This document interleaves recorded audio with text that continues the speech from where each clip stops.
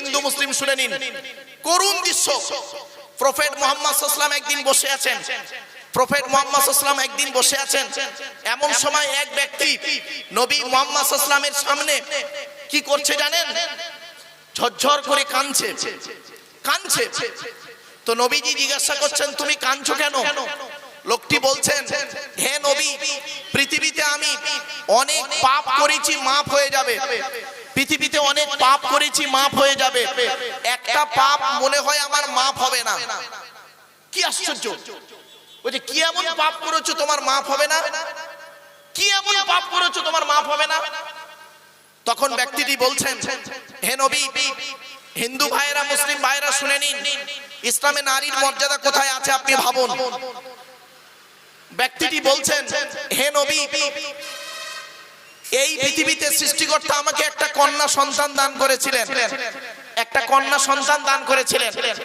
আর আমি সেই কন্যাটি নাম রেখেছিলাম সাকিলা। কি বললাম ভাই? সাকিলা। মেয়েটি দেখতে অতীব সুন্দরী ছিল, আমারই কলিজার টুকরা কন্যা। মেয়েটির বয়স হলো 8 বছর। ক বছর?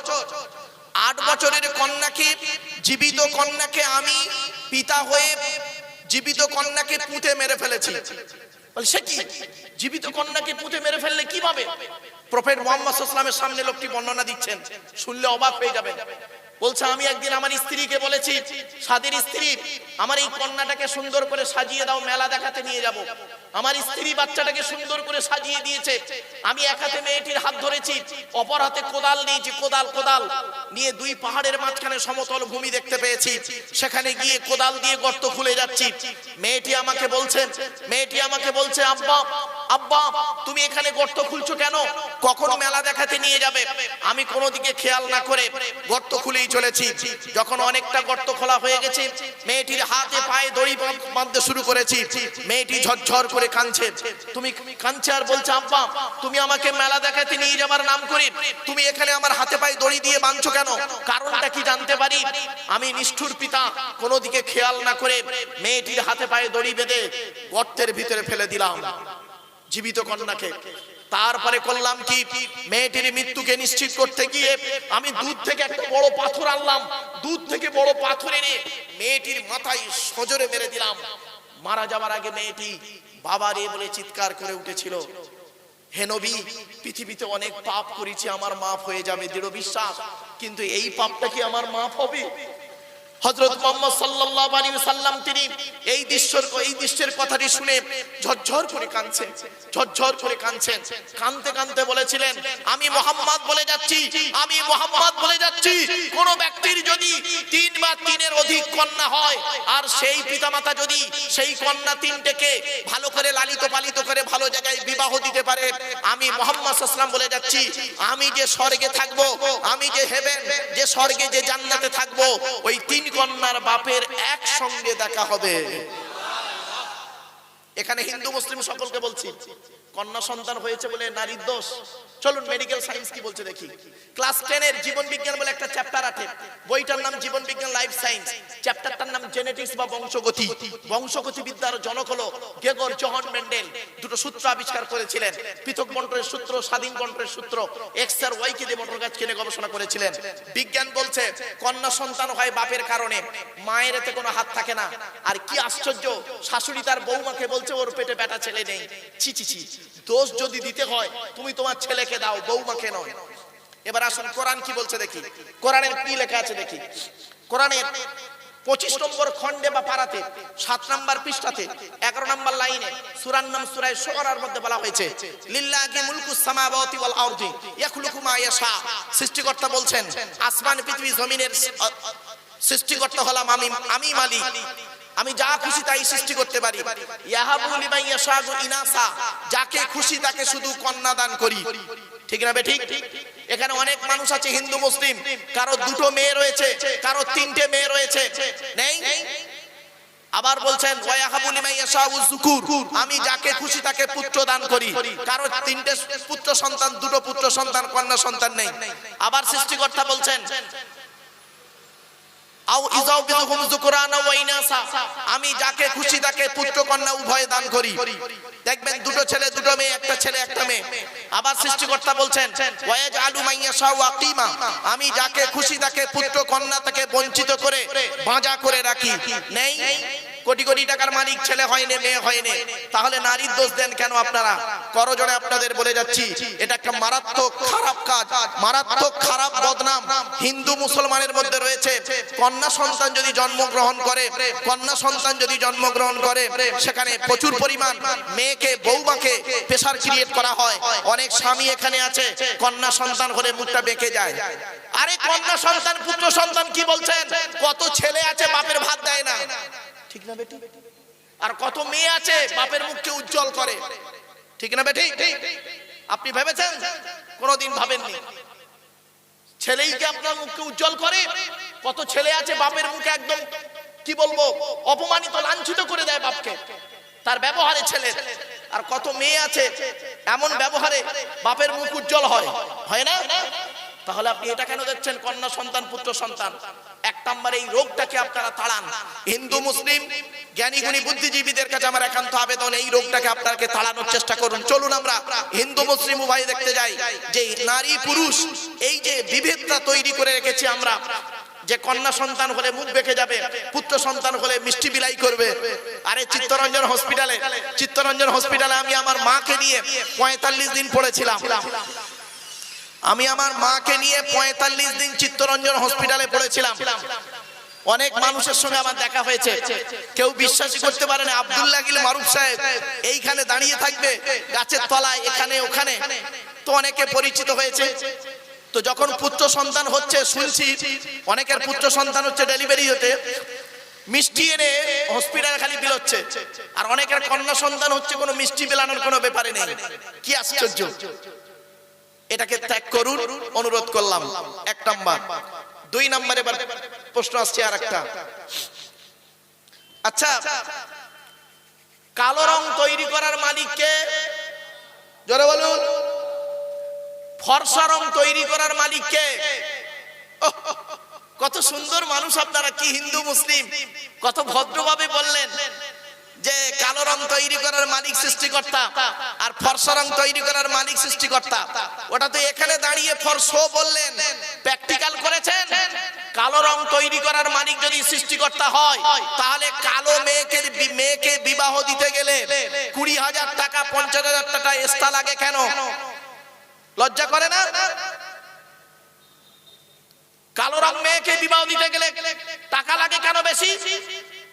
এই যুবক ছেলে, বিবেককে প্রশ্ন করো। কোরআন বলছে, আগে আমি বাস্তবটাই বলি কিছু।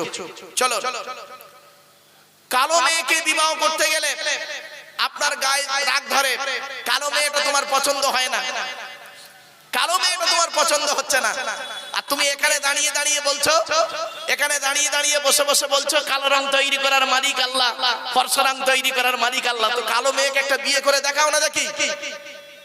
তা করবে না, তা করবে না। এজন্য আপনাদেরকে বলে দিচ্ছি, শুনে নিন। কালো রং তৈরি করার মালিক সৃষ্টিকর্তা এই কোরআনে আছে, ফর্সা রং তৈরি করার মালিক আল্লাহ। আমিন আয়াতিহি খালকুস সামাওয়াতি ওয়াল আরদি ওয়াখতিলাফু আলসিনাতিকুম ওয়া আলওয়ানিকুম। 21 নম্বর খণ্ডে বা পারাতে 5 নম্বর পৃষ্ঠা 7 নম্বর লাইনে বলা হয়েছে সূরা রুমে, সেখানে বলা হয়েছে সৃষ্টিকর্তা বলছেন তোরা আমাকে মানবি কেন? তোরা একবার চিন্তা কর, তোদের গায়ের রংটা আমি আলাদা করেছি, তোদের মুখের ভাষাটাও আমি সৃষ্টিকর্তা আলাদা করেছি। ভাবতে পেরেছেন? কালো মেয়েকে বিবাহ করতে গেলে এক্সট্রা টাকা আপনাদের এখানে লাগে, অনেক জায়গাতে লাগে, কি হিন্দু কি মুসলিম। আচ্ছা, আপনাদের এখানে একটা প্রশ্ন করছি এবার, এই রোগটাকে তাড়ানোর চেষ্টা করুন, এই রোগটাকে তাড়ানোর চেষ্টা করুন হিন্দু মুসলমান জ্ঞানী গুণী। চলুন দেখি আর একটা প্রশ্ন করছি, আপনাদের এখানে দেগঙ্গা বাজারে পাঁঠা বিক্রি হয়? আরে ভাই বলুন না। হয়তো খাসি বিক্রি হয়? আমি ওই পাঁঠা ওই খাসির কথা বলিনি, ওই পাঁঠা ওই খাসির কথা বলিনি। 2 পায়ে পাঁঠা 2 পায়ে খাসি, ওটা তো 4 পায়ে। ছেলের বাপের কবর কেনার জায়গা কম পড়েছে, মেয়ের বাপের কাছ থেকে নেয় বিয়ের পণ। ছেলের বাপের শ্মশান কেনার কাঠ কম পড়েছে, মেয়ের বাপের কাছ থেকে নেয় বিয়ের পণ। লজ্জা করে না? আপনারা জানেন এখানে কত হিন্দু মুসলমান আছে, কন্যা দায়ে তারা ভিক্ষা করে, মেয়ের বাপেরা কন্যা দায়ে ভিক্ষা করছে। আরে ধার করা মানেও একটা এক প্রকার ভিক্ষা। কারোর কাছে মেয়ের জন্য ভিক্ষা করা, ডাইরেক্ট ভিক্ষা করা। আর কি করছে, একজনের কাছে হাতে পায়ে ধরে বলছে ভাই 5 লাখ টাকা ধার দে, আমার মেয়েটার বিয়ে দিই। ভাবতে পেরেছেন? যে ছেলেটা মাধ্যমিক পাশ করলো, নিরুপমার করুণ গল্পটা গল্পগুচ্ছ কাহিনী রবীন্দ্রনাথের লেখা, দেনা পাওনা গল্প পড়ার পরে সে ছেলে যদি বলে মাধ্যমিকে স্টার পেয়েছি, আমার সার্টিফিকেটের দাম হলো 50,000 টাকা, ইয়াম্মা গাড়ি, 5 ভরি সোনা, তবে একটা গরিবের মেয়েকে বিবাহ করব। আমি আব্দুল্লাহির মারুফ বলে যাচ্ছি, মাধ্যমিকে স্টার পাওয়া ছেলেটার থেকে যে ছেলেটা 4 পাস করে বাড়িতে বসে থাকে, 4 পাস করা ছেলেটা মাধ্যমিক স্টার পাওয়া ছেলের থেকে ভালো। লজ্জা করে না? কন্যা দায়ে নিজের বোনকে কি অবস্থা করতে হচ্ছে। আজ দেখেন এখানে যত মানুষ বসে আছেন, এনারা ডাইরেক্ট কোন নেয় না, ইনডাইরেক্ট কোন নেয়। ছি ছি ছি, লজ্জা করা উচিত। আপনি নামাজি না, আপনার গালে দাড়ি রেখেছেন। আরে মুসলমান কাকে বলে? গালে দাড়ির নাম মুসলমান? হ্যাঁ, গালে দাড়ি রাখার নাম শুধু মুসলমান? চলুন দেখে নি। এই জেলাটার নাম উত্তর 24 পরগনা, তাই তো নাকি? এই জেলাটার নাম উত্তর 24 পরগনা। আচ্ছা, এর পরের জেলা হলো কলকাতা, তারপরের জেলা নদী পার হয়ে জেলাটার নাম হলো হাওড়া, তাই তো নাকি? হাওড়া বলে একটা জেলা আছে, হাওড়া জেলা বাগনান বলে একটা থানা আছে, নাম শুনেছেন? বাগনান। কদিন আগে বাগনান কলেজে গিয়েছিলাম একটা লেকচার দিতে, তো বাগনান কলেজে গিয়ে কথাটা আমি তুলে ধরেছিলাম। কি মুসলমানটা কে? গালে দাড়ি রাখলে শুধু মুসলমান নাকি? আমার গালে কি দাড়ি দেখতে পাচ্ছেন? এই গ্রেট পোটার রবীন্দ্রনাথ ঠাকুরের গালের দাড়িটা অনেক বড় দাড়ি ছিল আমার থেকে।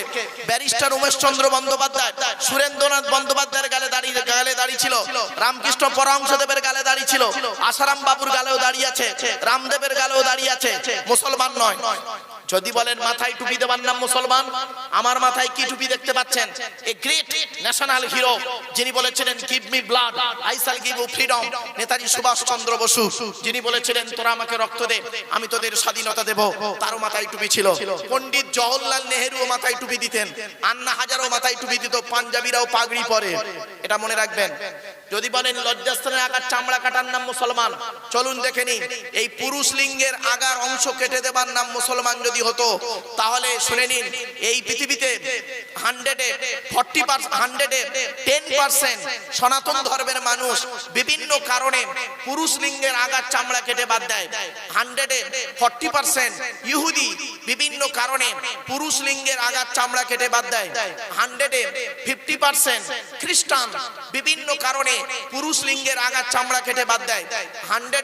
99.9% 100% বলবেন না, 99.9% মুসলমান তারা বিভিন্ন কারণে পুরুষ লিঙ্গের আগার চামড়া কেটে বাদ দেয়। এবার আসছি ইতিহাসটা জেনে নিন। এই পুরুষ লিঙ্গের আগার চামড়া সর্বপ্রথম কে কেটেছিল শুনে নিন। সর্বপ্রথম এই পুরুষ লিঙ্গের আগার চামড়া কেটেছিলেন সেই ব্যক্তিটির বয়স ছিল 82 বছর। 82 বছর বয়সে জঙ্গলে কুড়ুল দিয়ে নিজে নিজে সৃষ্টিকর্তার অনুমতিতে তিনি মুসলমানি বা খাতনা হয়েছিলেন। তিনি হলেন কে? হযরতে ইব্রাহিম, নবী ইব্রাহিম খলিলুল্লাহ। জোরে বলুন সুবহানাল্লাহ। তাহলে মুসলমানটা কে? কোরআন শরীফ পড়লে মুসলমান?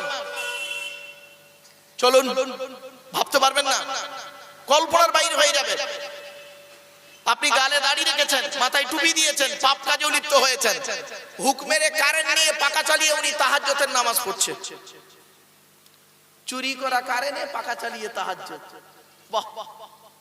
একটা গ্লাসের মধ্যে আপনি একটা গ্লাসের মধ্যে দুধ দেবেন, শরবত দেবেন, মধু দেবেন, পানি দেবেন, লাস্টে একটু পেশাবও দেবেন।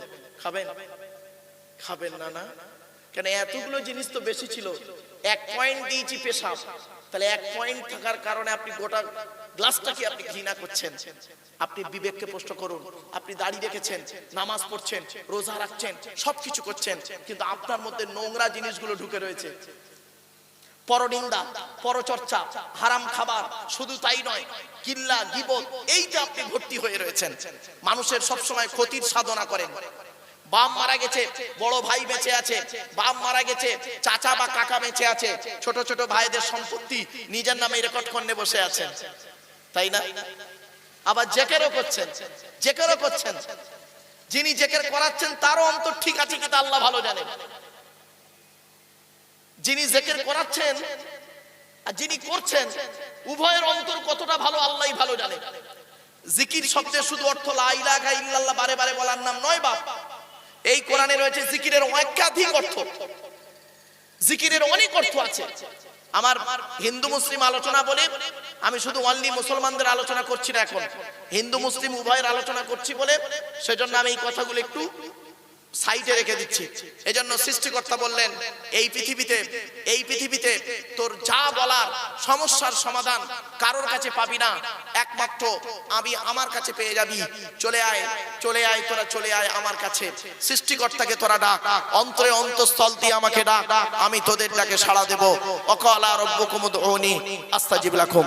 চলো এতক্ষণ আমি আপনাদের কাছে সৃষ্টিকর্তা সম্পর্কে জাস্ট ছোট্ট দুটো উদাহরণ পেশ করলাম, কয়েক কোটা কথা সৃষ্টিকর্তা সম্পর্কে একটু বললাম। এবার আসছি সৃষ্টিকর্তা যাকে পাঠিয়েছেন গাইডার হিসেবে, তিনি হলেন আমাদের নবী মুহাম্মদ সাল্লাল্লাহু আলাইহি সাল্লাম, তাই তো নাকি? আচ্ছা, নবী হতে গেলে তার পরিচয় কথা বলেছিলাম, মনে আছে আপনাদের? তিনটে। কি কি? এক নাম্বার, যিনি নবী হবেন তার চরিত্র উত্তম হতে হবে। এই পৃথিবীতে যত নবী রাসূল এসেছেন, প্রফেট এসেছেন, প্রত্যেকের চরিত্রকে সৃষ্টিকর্তা উত্তম করে পাঠিয়েছে। জোরে বলুন সুবহানাল্লাহ। দুই নাম্বার, যিনি নবী বা রাসূল হবেন তার উপরে আল্লাহর তরফ থেকে ওহী নাযিল হতে হবে, ওহী নাযিল হতে হবে। তিন নাম্বার, যিনি নবী বা রাসূল হবেন তার দ্বারাই অলৌকিক ঘটনা ঘটতে হবে, অলৌকিক ঘটনা ঘটতে হবে, যাকে বলে মুজিজা, মুজিজা মিরাকেল, অলৌকিক ঘটনা ঘটতে হবে। প্রফেট মুহাম্মদ সাল্লাল্লাহু আলাইহি সাল্লামের মাধ্যমে এই পৃথিবীতে 1000-এরও বেশি সৃষ্টিকর্তা আল্লাহ পাক মুজিজা দিয়েছেন। জোরে বলুন সুবহানাল্লাহ। তাদের মধ্যে সেই 1000 মুজিজার ভিতরে কটা মুজিজা আমরা জানি, কটা অলৌকিক ঘটনা আমরা জানি? আমরা তো সামান্য কয়েক কটা নিয়ে নিজেদের মধ্যে মারামারি ঝগড়া করতে করতেই সময় শেষ, একে অপরের গিল্লা গিবত করতে করতে সময় শেষ। তাই আমি আপনাদের কাছে অনুরোধ করছি, হিন্দু মুসলিম জাতি ধর্ম বর্ণ নির্বিশেষে সকলকে আমি অনুরোধ করছি, আপনারা কোনোদিন একে অপরের গিল্লা গিবত না গিয়ে, একে অপরের পরনিন্দা পরচর্চা না করে আমরা আসুন ভালো ভালো কাজগুলো করে যাই, মানুষের উপকার করে যাই। সেই কথাগুলো আজ আপনাদের কাছে একটা একটা করে বলে যাচ্ছি। এবার আসছি প্রফেট মুহাম্মদ সাল্লাল্লাহু আলাইহি সাল্লামের কয়েক কটা কথা। আগে সর্বপ্রথম নবী মুহাম্মদ সাল্লাল্লাহু আলাইহি সাল্লামের জীবনীটা একটু জেনে নিন, তার পরিচয়টা কি। সৃষ্টিকর্তার পরিচয় আমি আপনাদেরকে দিয়েছি, এবারে মুহাম্মদ সাল্লাল্লাহু আলাইহি সাল্লামের পরিচয়টা আপনাদেরকে দিই। আচ্ছা, আমাদের নবী মুহাম্মদ সাল্লাল্লাহু আলাইহি ওয়াসাল্লাম তিনি কোন বংশে জন্মগ্রহণ করেছেন একটু বলবেন? কুরাইশ বংশে। কুরাইশটা কে? কার নাম কুরাইশ? একটু শুনে নিন। মুহাম্মাদের বাপের নাম আব্দুল্লাহ, আব্দুল্লাহর বাপের নাম আব্দুল মুত্তালিব, আব্দুল মুত্তালিবের বাপের নাম আব্দে মান্নাফ, আব্দে মান্নাফের বাপের নাম হাশেম, হাশেমের বাপের নাম কুসাই, কুসাইয়ের বাপের নাম কিলাব, কিলাবের বাপের নাম মুররা, মুরার বাপের নাম লুবাই, লুবাইয়ের বাপের নাম কাব, কাবের বাপের নাম গালিব, গালিবের বাপের নাম ফিগির, ফিগির থেকে কুরাইশ বংশ এসেছে। জোরে বলুন। নবীর বাপের নাম আব্দুল্লাহ, মায়ের নাম আমিনা, দাদার নাম আব্দুল মুত্তালিব, দাদির নামটা কি? নেতিলা বিনতে খব্বাব ব্র্যাকেটে ফাতেমা, কেউ বলেছেন সামিরা। নবীর নানার নাম হলো আব্দুল ওয়াহাব জুগরি, নবীর নানির নাম হলো বারিরা বা বাররা, নবীর দুধমার নাম হলো হালিমা, নবীর দুধ বাপের নাম হলো হারেস, নবীর দুধ ভাইয়ের নাম আব্দুল্লাহ, নবীর বাপের নাম আব্দুল্লাহ, নবীর দুধ ভাইয়ের নাম আব্দুল্লাহ। দুটোজনে এক করে ফেলবেন না। নবীর জন্ম 570 খ্রিস্টাব্দে। ইংরেজি কি মাস ছিল? 29 আগস্ট। আরবি মাস ছিল রবিউল আউয়াল মাস। 12 তারিখ মতান্তরে 9 তারিখ সোমবার শবে সাদেকের সময় আরবের মক্কা নগরে কুরাইশ বংশে নবীর জন্ম। নবীর বাপেরা হলো 10 ভাই, নবীর মায়েরা হলো 19 বোন। নবীর 9টা চাচা, 18টা খালা, 6টা ফুফু, 7টা ছেলে মেয়ে। আপনি নবী সম্পর্কে কি জানেন? শুধু লা ইলাহা ইল্লাল্লাহ মুহাম্মাদুর রাসূলুল্লাহ জানেন। নবীর 9টা চাচা কে কে শুনে নিন, ভালো করে শুনে নিন। 9টা চাচার নাম শুনে নিন আপনারা। বড় চাচার নাম হলো হারেস। কি বললাম বাবা? হারেস, জুবায়ের, মুকাইয়িম, ফাইদা, জাইদা, আবু লাহাব, হামজা, আব্বাস, আবু তালেব, নবীর বাপ আব্দুল্লাহ। কই আবু জাহালের নাম তো এখানে নেই। আবু জাহাল নবীর নিজের চাচা নয়, ভালো করে শুনে যান। এজন্য আপনাদেরকে বলে যাচ্ছি, আলেমের ওয়াজ শুনবেন, আলেমের ওয়াজ শুনবেন আর আলেমকে অনুসরণ করবেন। কোন আলিমান, নবীজি বলেছেন কোন আলিমান, হাক্কানি আলেম হও। হাক্কানি আলেম হতে না পারলে আও মুতাআল্লিমান, হাক্কানি আলেমের ছাত্র হও। তাও যদি না পারো আও মুস্তামিয়ান, হাক্কানি আলেম যেটা বলে মনোযোগ সহকারে সেটাকে শ্রবণ করো। তাও যদি সুযোগ না পাও আও মুহিব্বান, হাক্কানি আলেমদের অন্তর দিয়ে ভালোবাসো। ওয়ালা তাকুন খামিসান ফাতুহলিকু, 5 নাম্বারটা হতে যাও না, তাহলে ক্ষতিগ্রস্ত হয়ে যাবে। আমরা এটা না করে অন্যদিকে চলি।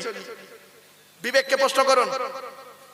নবী 7টা ছেলে মেয়ে, 3টে ছেলে 4টে মেয়ে, 3টে পুত্র সন্তানের নাম কি? বড় মেয়ে পুত্র সন্তান, বড় ছেলেটার নাম কাসেম। কি বললাম? কাসেম। তাহের বা তৈয়েব। ছোট ছেলের নাম ইব্রাহিম, যেটা মারিয়া কিপ্তিয়ার পেটে এসেছিলেন। 4টে কন্যা সন্তান কে কে?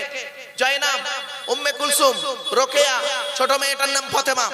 এখানে একটি প্রশ্ন করছি, হিন্দু মুসলিম ভালো করে শুনে নিন কথাটি, খুব গুরুত্বপূর্ণ কথা, এজন্য আমি বলছি কথাটি। কি আচ্ছা, আরবে কি পুরুষের সংখ্যা কম ছিল? মুহাম্মদ সাল্লাল্লাহু আলাইহি ওয়াসাল্লাম তার ছোট মেয়ে আদরের কন্যা ফাতেমাকে কেন আলীর সঙ্গে বিবাহ দিতে গেলেন? অনেক কারণ ছিল, অনেক কারণ ছিল। তার মধ্যে 2টো কারণ আপনাদেরকে বলছি।